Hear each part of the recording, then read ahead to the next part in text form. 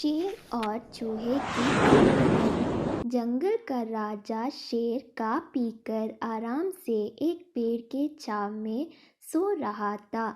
तभी कहीं से एक नटखट चूहा वहां आ पहुंचा और खेलने लगा। खेलते खेलते वह शेर के ऊपर चढ़ गया।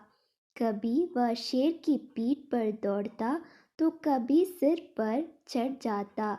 कभी वह उसके कान पर झूलता तो कभी पूंछ से खेलता। उसे बड़ा मज़ा आ रहा था और उसकी उछल कूद बढ़ती जा रही थी। नटखट चूहे की दमा चौकड़ी से शेर की नींद टूट गई। आंख खोलकर उसने देखा कि एक छोटा सा चूहा उसके ऊपर खेल रहा है। उसे बहुत गुस्सा आया और उसने चूहे को अपने पंजे में दबोच लिया। शेर के पंजे में आते ही चूहे डर गया और तर-तर कांपने लगा। शेर बोला, बदमाश चूहे, तेरी इतनी हिम्मत कि तू जंगल के राजा शेर की नींद में कल्लल डाले। अब तेरी खैर नहीं, मरने के लिए तैयार हो जाओ। अब मैं तुझे मारकर खा जाऊंगा। मौत सामने देख चूहे गिड़गिड़ाने लगा।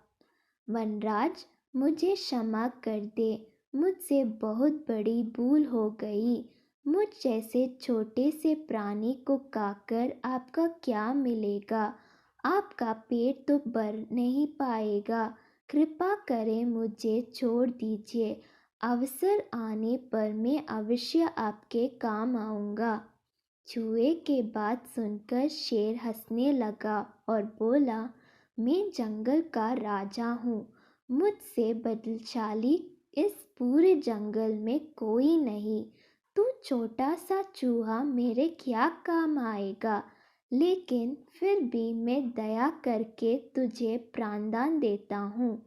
मेरे नज़र से दूर हो जाओ और अंदाज कभी मेरे नींद में कल्लल मत डालना। चूहा धन्यवाद कहकर वहाँ से चला गया। कुछ दिन बीते। एक दिन शेर जंगल में शिकार के लिए घूम रहा था कि वहाँ शिकारी द्वारा बिछाई जाल में फंस गया। उसने बहुत प्रयत्न की किंतु जाल से बाहर नहीं आ पाया। वह मदद के लिए दहड़ाने लगा। शेर की दहाड़ वहाँ से गूंज कर रही और एक चूहे के कानों में पड़ी। यह वही चूहा था जिसे शेर ने दया कर प्राणदान दिया था। चूहे दहाड़ की दिशा में गया तो शेर को जंगल में फंसा हुआ पाया। उसने फौरन अपने दांतों से जाल काट दिया। शेर आज़ाद हो गया।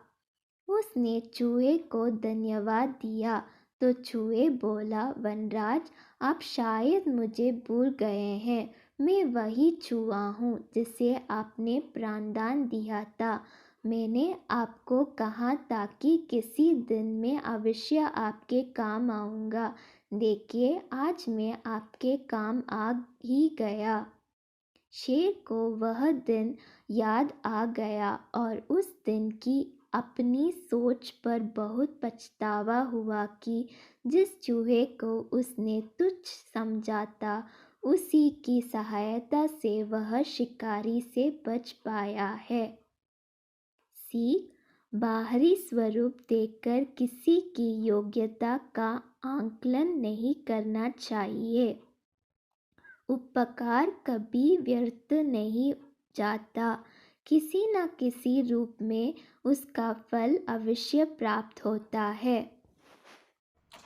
दिल है कि मानता नहीं, प्यार है कि जानता नहीं।